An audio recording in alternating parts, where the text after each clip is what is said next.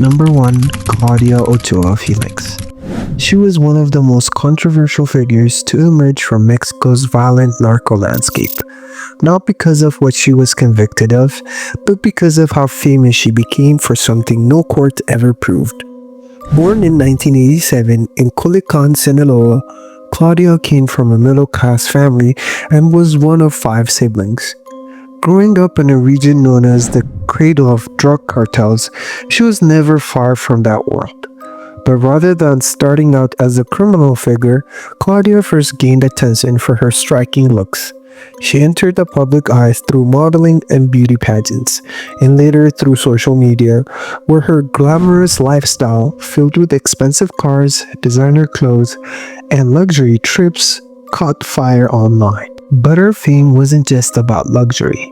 Around 2014, rumors began swirling that Claudia had ties with Los Antrax, a brutal armed wing of Sinaloa cartel known for carrying out executions and protecting high-ranking cartel leaders. The group had just lost its leader, Jose Rodrigo Ortega Gamboa, better known as El Chino Antrax, after his arrest in the Netherlands. Soon after, media outlets across Latin America began claiming that Claudia had taken over leadership of Los Antrax. The image was shocking. A beautiful woman alleged running one of the deadliest cells in the most powerful cartel in Mexico. Photos circulated online showing her holding gold-plated assault rifles, some featuring the famous CDS initials of the Sinaloa cartel. She posed in tight dresses and heels next to armed guards, making her one of the most recognizable figures in narco culture. Claudia always denied the accusations. She insisted she was just a public figure, a mother of 3, and someone being unfairly targeted because of her appearance. She claimed the weapons in the viral photos weren't hers, and she had nothing to do with organized crime. Still, her lifestyle raised questions.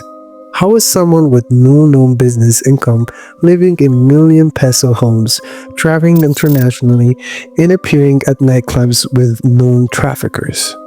Over the years, she was romantically linked to several cartel members, including allegedly El Chino Antrax himself. That only added to the myth surrounding her. Despite all the attention, no formal charges were brought against her. Authorities investigated her multiple times, but nothing stuck. She was never arrested, never tried, and never officially named as a cartel leader. Then, everything came to a sudden end on the morning of September 14th, 2019. Claudia was found dead in a private home in Culiacan, where she had reportedly spent the night with a man.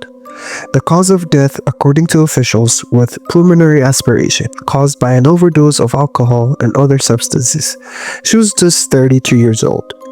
The news spread like wildfire, and so did the conspiracy theories. Some people believed she had been murdered and that her death was covered up. Others thought she had faked her own death to escape cartel politics, but authorities ruled it accidental and closed the case.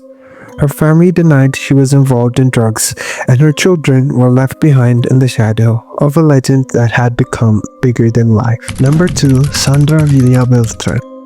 Sandra wasn't your typical face of organized crime.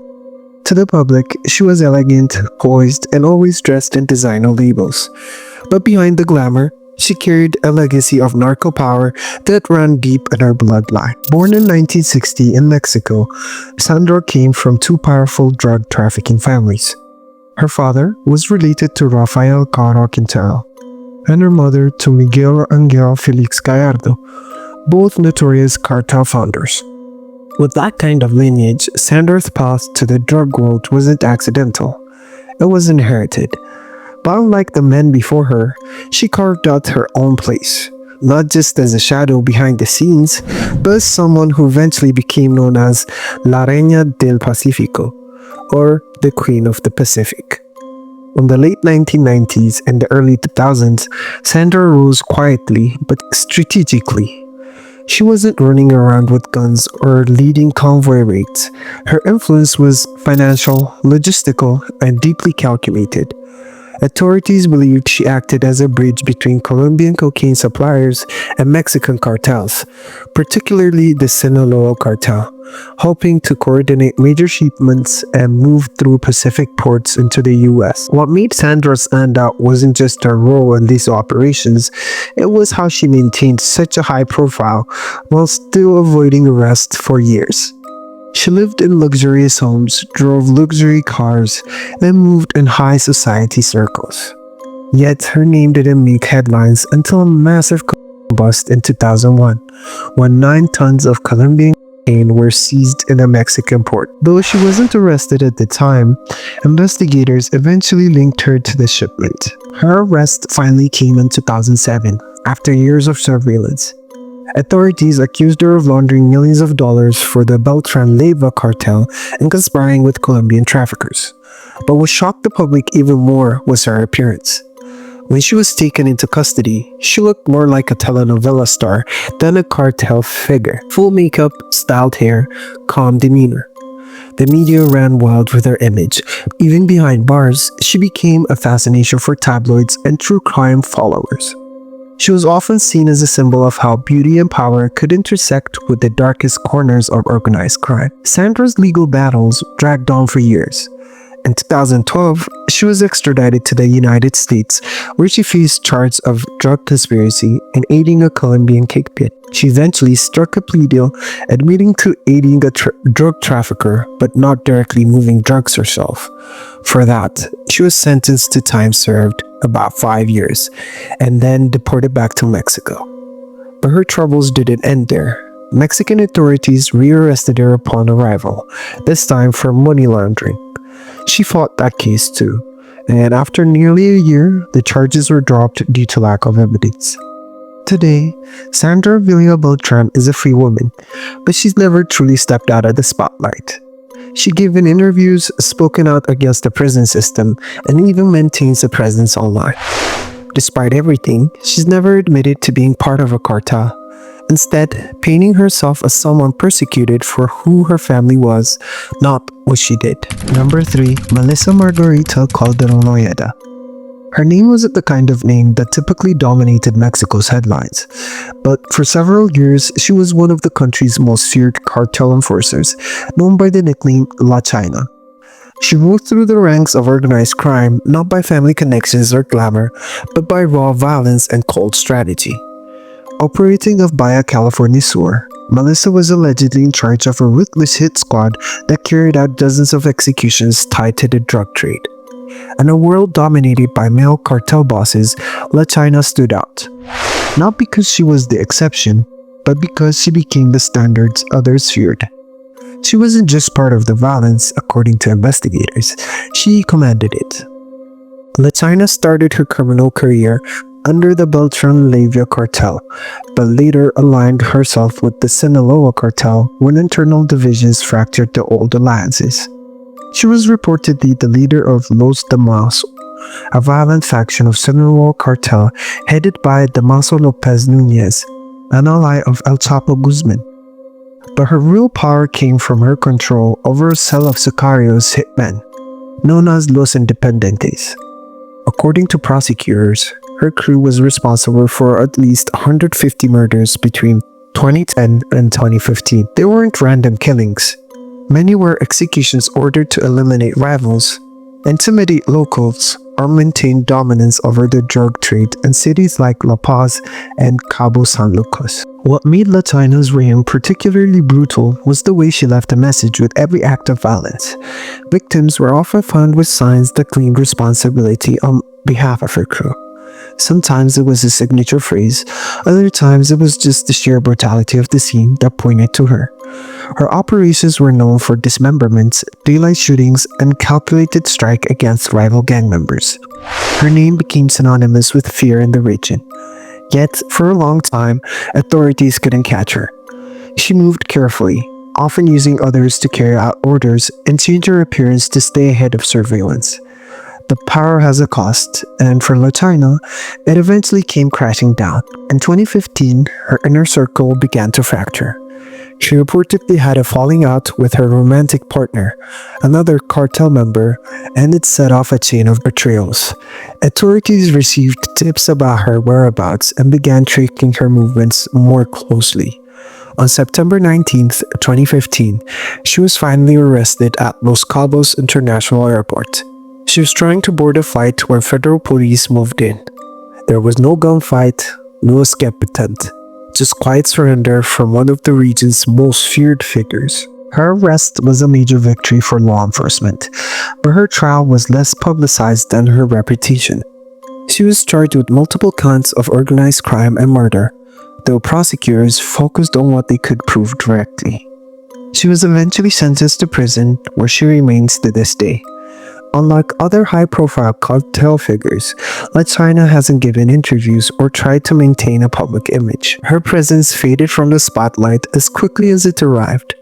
No viral photos, no courtroom drama, just a quiet fall from one of the highest peaks of criminal power in Baja California Sur. Number 4. Joseline Alejandra Nino. Joseline was far from the type of woman anyone expected to rise in a world ruled by violence.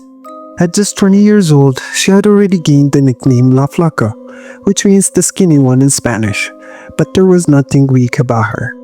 In the heart of Mexico's brutal cartel wars, Joseline quickly became a symbol of something darker, a young woman willing to kill, torture, and command with the same ruthlessness as any man. She was a key member of the Los Zetas, one of the most feared and bloodthirsty cartels in Mexico. But what made her case so disturbing wasn't just her age, it was how fast she rose through the ranks and how much destruction she left behind in so little time. Joseline was reportedly born in Tamaulipas, a state on the border of Texas, where cartel violence had been part of daily life for decades. She joined Los Zetas as a teenager and quickly became part of their armed wing. Known for their military training and extreme violence, Los Zetas used her as a hitwoman and reportedly as a recruiter for other young women. Witnesses and former cartel members claimed she was involved in interrogations and executions, often recording the killings to be shared as warning to rival gangs. In one video that made its way through dark corners of the internet, a woman resembling Joseline appears calm and composed as victims are tortured, a chilling contrast to her youthful appearance. Though these clips were never officially confirmed by authorities, they became part of her infamous legend. By 2015, Joseline Alejandra Nino was reportedly operating as a regional commander in the Zetas hierarchy, something almost unheard of for someone her age. She was said to be leading a small cell responsible for kidnapping, extortion, and execution in northern Mexico. Many of her targets were from rival groups, especially members of Gulf Cartel, which had been locked in violent turf war with Los Zetas for years. Reports from local journalists suggested that Joseline enjoyed the power that came with her position, often flaunting weapons and posing in military gear. Her social media presence was minimal, but photos circulated online showing a young woman with heavy makeup, manicured nails, and a pistol in hand. To many, it was a terrifying fusion of vanity and violence. But Joseline's reign didn't last long. In 2015, her dismembered body was found in a black plastic bag, dumped alongside other corpses on the side of a highway near Matamoros, Tamaulipas. A cardboard sign was left beside her, bearing a message from the Gulf Cartel, essentially claiming responsibility for her death. Her face was barely recognizable, but investigators identified her fingerprints and tattoos. She was just 20 years old when she was killed. First a killer, then a victim, and finally a warning. Some believed she had been betrayed by members of her own group, while others insisted it was payback for the crimes she carried out against rival gangs. Either way, her end was as violent as the path she chose. Number 5. Anadina or Orlano Felix. Before she was known as La Jefa, Anadina or Orlano Felix was just one of several siblings in a powerful cartel family. But when the main leaders of Tijuana cartel were either arrested or killed, Anadina quietly stepped out of the shadows and into one of the most surprising roles in organized crime history, a woman leading a drug empire. Unlike her brothers who preferred flashy violence and public threats, Anadina was calculated, reserved, and business-minded. She didn't crave the spotlight, she craved control. Anadina grew up in a large family in Mazatlan, Sinaloa in the 1960s. Her brothers would go on to create the infamous Orlano Felix organization, one of the most dominant drug cartels in Mexico through the 80s and 90s. But Anadina took a different route. She studied business and earned a degree in accounting, and while she stayed behind the scene for much of the cartel's rise, she was always aware of how the finances were being managed. As law enforcement began picking off her brothers one by one, she became the unlikely but highly effective leader. Her rise wasn't sudden. It happened as a slow shift in power, where her intelligence and careful planning filled the void left by the chaos. Unlike the violent rule of her brothers, Anadina's leadership focused on organization and diplomacy. She streamlined cartel operations, preferring to work through connections and corruption rather than brute force. She built relationships with corrupt officials, brokers, and rival groups, allowing the cartel to maintain a foothold without making too many headlines. It's believed she helped transition the Tijuana cartel into a less violent and more sustainable business structure.